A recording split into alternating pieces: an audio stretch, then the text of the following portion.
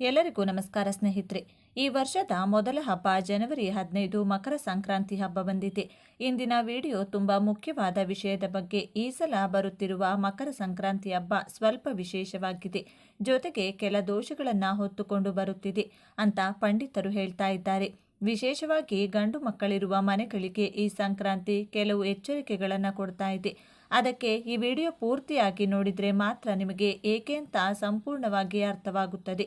ಆದರೆ ಅದಕ್ಕೂ ಮುಂಚೆ ನೀವಿನ್ನು ನಮ್ಮ ಚಾನಲ್ನ ಸಬ್ಸ್ಕ್ರೈಬ್ ಮಾಡಿಲ್ಲ ಅಂದರೆ ಖಂಡಿತವಾಗಿಯೂ ಈಗಲೇ ಸಬ್ಸ್ಕ್ರೈಬ್ ಮಾಡಿ. ವಿಡಿಯೋ ಉಪಯೋಗವಾಗಿದೆ ಅನಿಸಿದರೆ ಒಂದು ಲೈಕ್ ಕೊಡೋದನ್ನು ಮರೆತು ಬಿಡಬೇಡಿ. ಎಲ್ಲರೂ ಭಕ್ತಿಯಿಂದ ಓಂ ನಮಃ ಶಿವಾಯ ಅಂತ ಕಮೆಂಟ್ ಮಾಡಿ. ಸ್ನೇಹಿತರೆ, ಹಿಂದೂ ಸಂಪ್ರದಾಯದಲ್ಲಿ ಸಂಕ್ರಾಂತಿ ಅನ್ನೋದು ತುಂಬ ದೊಡ್ಡ ಹಬ್ಬ. ಎಲ್ಲ ಹಬ್ಬಗಳಿಗಿಂತಲೂ ವಿಶೇಷ ಅಂತ ಹೇಳ್ಬೋದು. ಕೆಲವು ರಾಜ್ಯಗಳಲ್ಲಿ ಈ ಹಬ್ಬವನ್ನು 4 ದಿನ, ಕೆಲವು ಕಡೆ 3 ದಿನ, ಕೆಲವು ಕಡೆ 2 ದಿನ, ಮತ್ತೆ ಕೆಲವರು 1 ದಿನ ಮಾತ್ರ ಆಚರಿಸುತ್ತಾರೆ. ಯಾವ ರೀತಿಯಾಗಿದ್ರೂ ಸಂಕ್ರಾಂತಿ ಅಂದರೆ ಮನೆ ತುಂಬ ಸಂಭ್ರಮ, ಶುಭಾರಂಭ, ಹೊಸತನ. ಸಾಮಾನ್ಯವಾಗಿ ಮಕರ ಸಂಕ್ರಾಂತಿಯ ದಿನ ಎಲ್ಲರೂ ಹೊಸ ಬಟ್ಟೆಯನ್ನು ತಗೊಳ್ತಾರೆ, ಹಬ್ಬದ ಊಟ ತಯಾರಿಸುತ್ತಾರೆ, ನಮ್ಮ ಮೃತ ಪೂರ್ವಿಕರಿಗೆ ಎಡೆ ಇಟ್ಟು ಪೂಜೆ ಮಾಡುತ್ತಾರೆ, ತಮ್ಮ ಕೈಲಾದಷ್ಟು ಶ್ರದ್ಧೆಯಿಂದ ಈ ಹಬ್ಬವನ್ನು ಆಚರಿಸುತ್ತಾರೆ.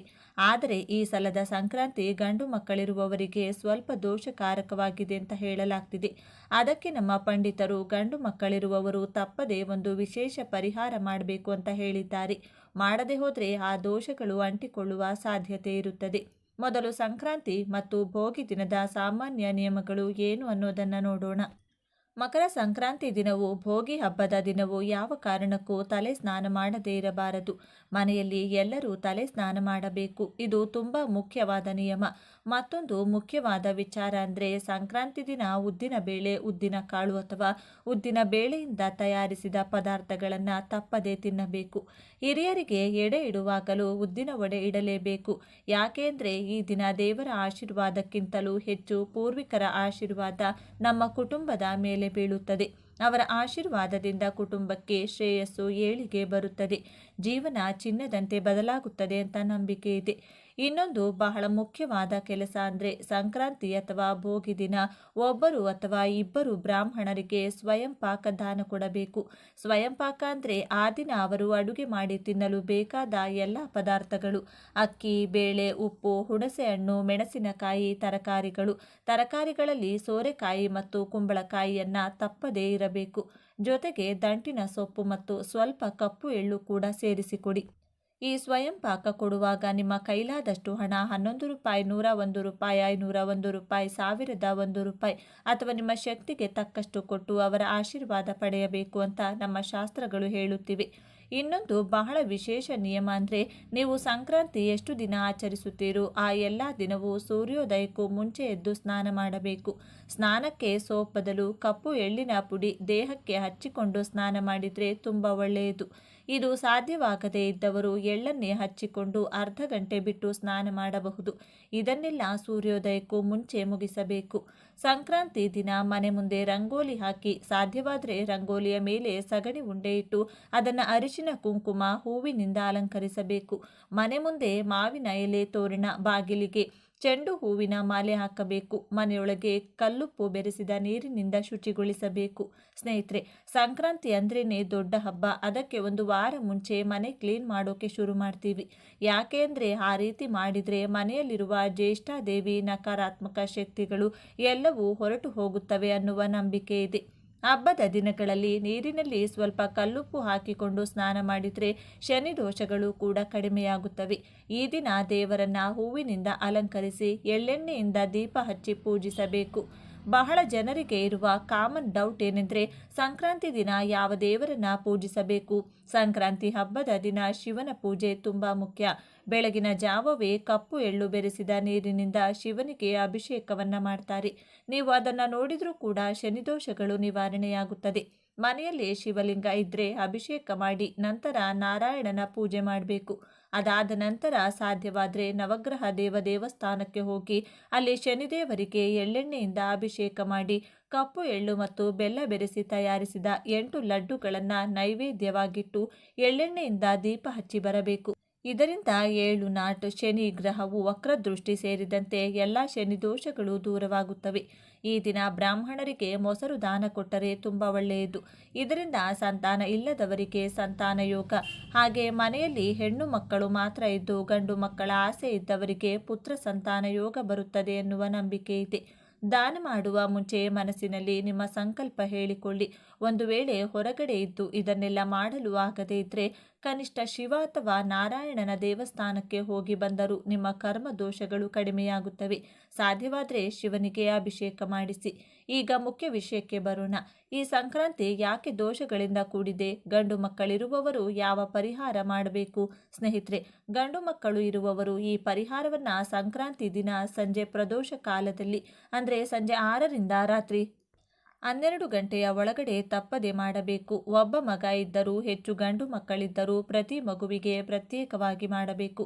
ಇದಕ್ಕೆ ಹೆಚ್ಚು ಹಣ ಖರ್ಚು ಮಾಡುವ ಅಗತ್ಯ ಇಲ್ಲ. ನಮ್ಮ ಶಾಸ್ತ್ರಗಳಲ್ಲಿ ಗಂಡು ಮಕ್ಕಳಿಗೆ ವಿಶೇಷ ಪ್ರಾಧಾನ್ಯತೆ ಇದೆ. ಇದು ಹೆಣ್ಣು ಮಕ್ಕಳನ್ನು ಕಡಿಮೆ ಮಾಡುವ ವಿಷಯ ಅಲ್ಲ.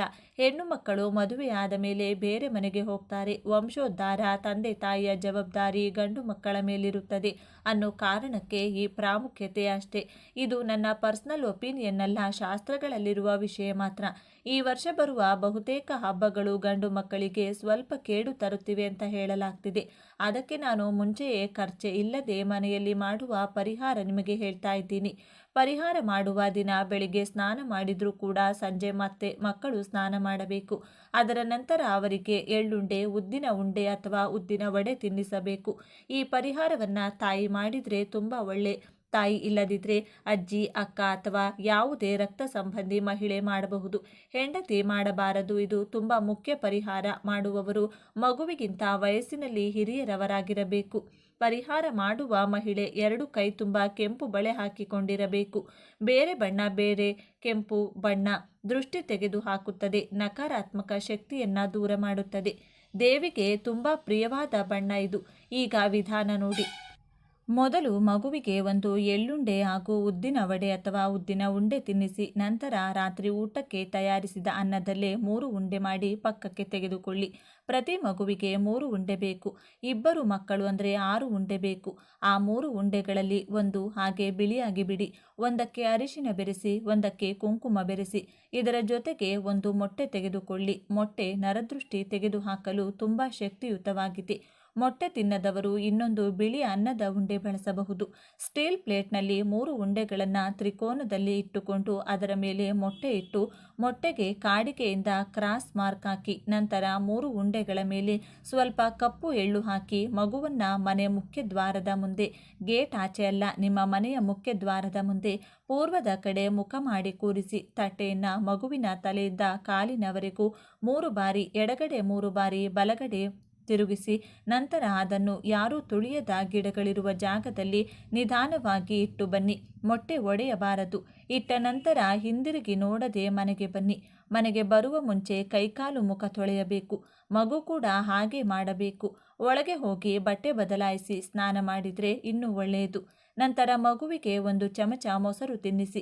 ಈ ರೀತಿ ಮಾಡಿದರೆ ಗಂಡು ಮಕ್ಕಳಿಗೆ ಬರುವ ದೋಷಗಳು ಸಂಪೂರ್ಣವಾಗಿ ನಿವಾರಣೆಯಾಗುತ್ತದೆ. ದುಡ್ಡು ನಮ್ಮ ಜೀವನದಲ್ಲಿ ತುಂಬ ಮುಖ್ಯವಾದ ಪಾತ್ರವನ್ನು ಹೊಂದಿದೆ. ನಮ್ಮ ಜೀವನದಲ್ಲಿ ಎಲ್ಲದಕ್ಕಿಂತ ಎಲ್ಲರ ಜೀವನದಲ್ಲಿ ದುಡ್ಡು ಮುಖ್ಯ. ಕೆಲವೊಬ್ಬರಿಗೆ ದುಡ್ಡು ಹೆಚ್ಚಾಗಿರುತ್ತದೆ, ಆದರೆ ನೆಮ್ಮದಿ ಇರುವುದಿಲ್ಲ. ಇನ್ನು ಕೆಲವೊಬ್ಬರಿಗೆ ನೆಮ್ಮದಿ ಇರುತ್ತದೆ, ದುಡ್ಡೇ ಇರುವುದಿಲ್ಲ. ಇನ್ನು ಕೆಲವರಿಗೆ ಎಲ್ಲ ಇದ್ದರೂ ಆರೋಗ್ಯವೇ ಇರುವುದಿಲ್ಲ.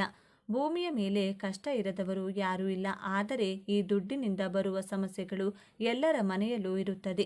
ಸಾಲ ಇಲ್ಲದವರು ಸುಖದಿಂದ ಇರುತ್ತಾರೆಂದು ಹೇಳಿದರೆ ತಪ್ಪಾಗಲಾರದು.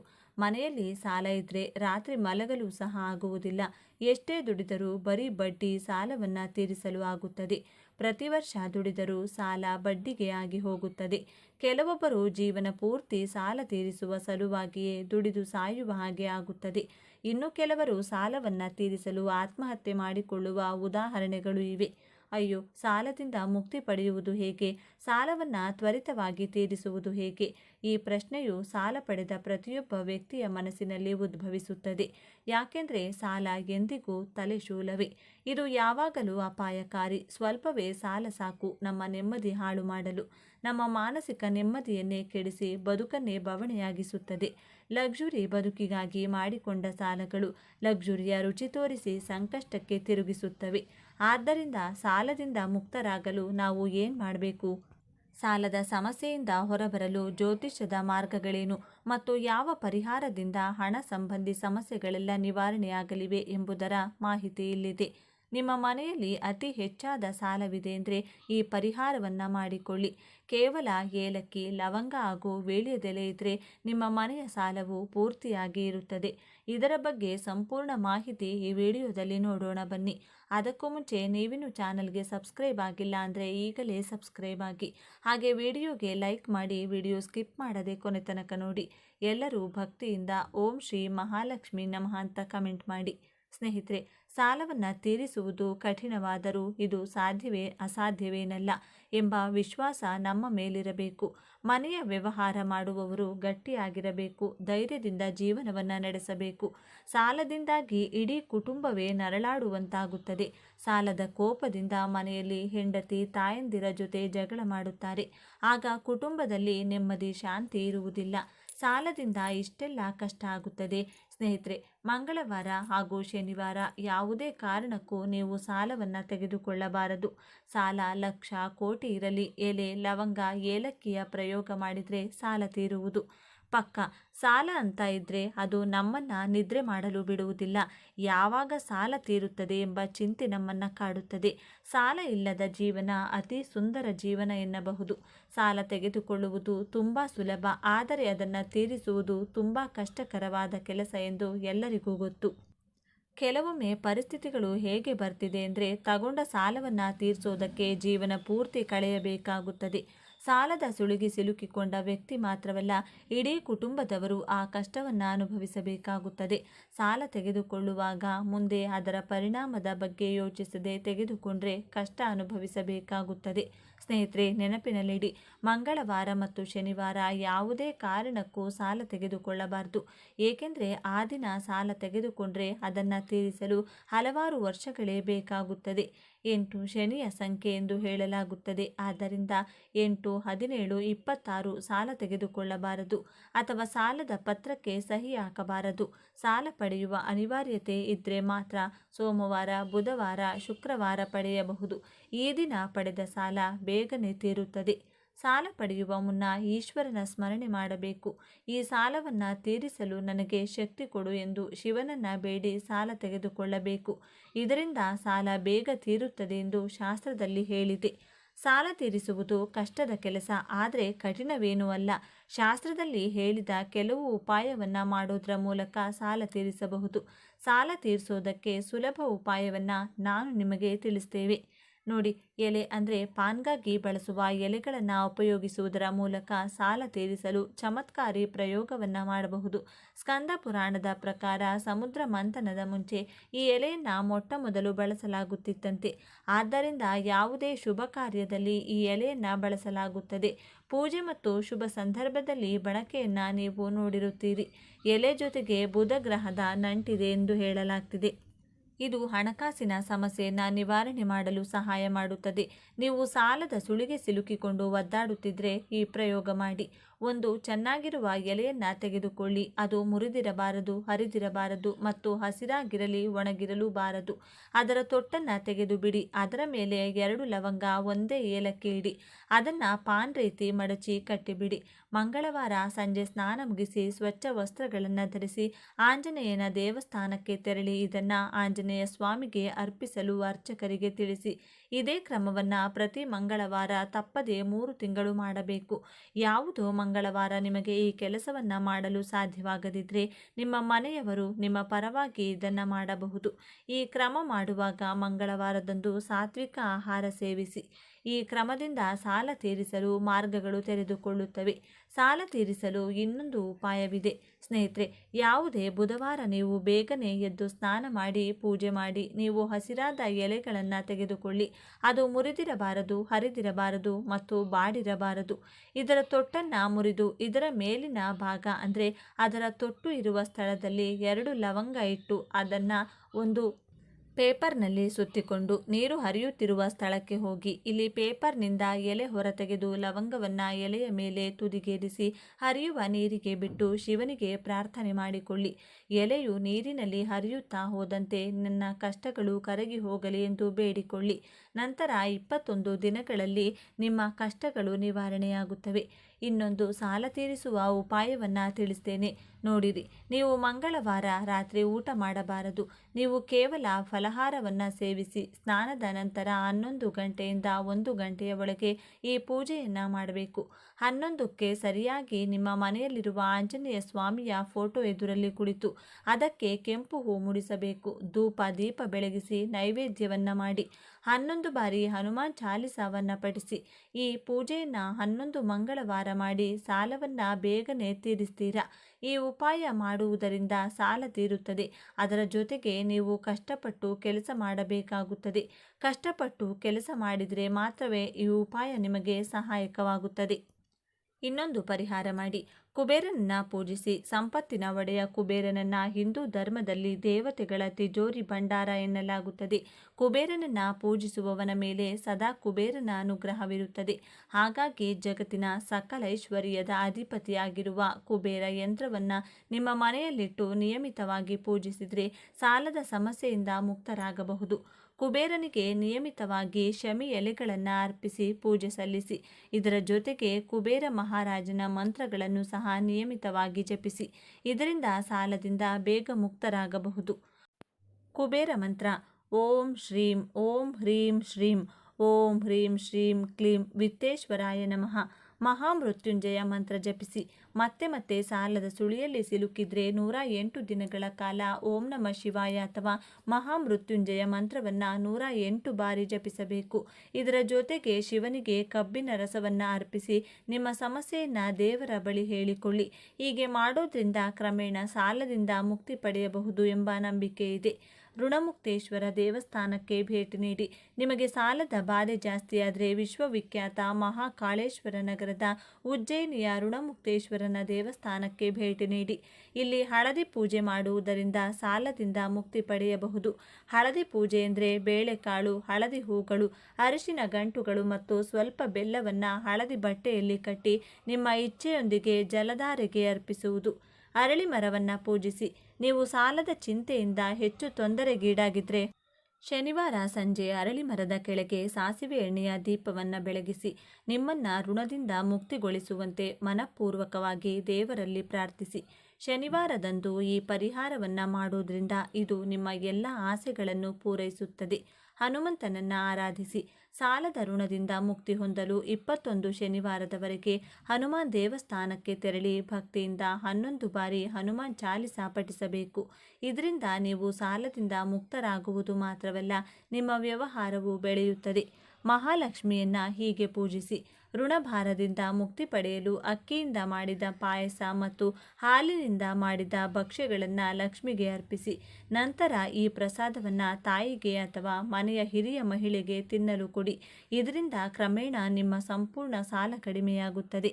ಮಸೂರ್ ದಾಲ್ ದಾನ ಮಾಡಿ. ಸಾಲದ ಋಣದಿಂದ ಮುಕ್ತಿ ಹೊಂದಲು ಪ್ರತಿದಿನ ಕೆಂಪು ಬೇಳೆಯನ್ನು ದಾನ ಮಾಡಿ. ಇದರಿಂದ ಸಾಲವನ್ನು ಕ್ರಮೇಣ ಕಡಿಮೆ ಮಾಡಬಹುದು. ಪ್ರತಿ ಮಂಗಳವಾರ ಶಿವನ ದೇವಾಲಯಕ್ಕೆ ಹೋಗಿ ತೊಗರಿ ಬೇಳೆಯನ್ನು ದಾನ ಮಾಡಿ. ನಂತರ ಅಲ್ಲಿಯೇ ಕುಳಿತು ಋಣಮುಕ್ತೇಶ್ವರ ಮಂತ್ರ ಓಂ ಋಣಮುಕ್ತೇಶ್ವರ ಮಹಾದೇವಾಯ ನಮಃ ಎಂಬುದನ್ನು ಕನಿಷ್ಠ 108 ಬಾರಿ ಹೇಳಿ. ಈ ವಿಡಿಯೋ ನಿಮಗೆ ಇಷ್ಟವಾದರೆ ಲೈಕ್ ಮಾಡಿ, ಶೇರ್ ಮಾಡಿ. ಇಂತಹ ಹೆಚ್ಚಿನ ಉತ್ತಮ ಮಾಹಿತಿಗಳಿಗಾಗಿ ತಪ್ಪದೇ ನಮ್ಮ ಚಾನಲ್ನ ಸಬ್ಸ್ಕ್ರೈಬ್ ಮಾಡಿಕೊಳ್ಳಿ. ನಾಳೆ ಮತ್ತೊಂದು ವಿಡಿಯೋದೊಂದಿಗೆ ಪುನಃ ಭೇಟಿಯಾಗೋಣ. ಧನ್ಯವಾದಗಳು.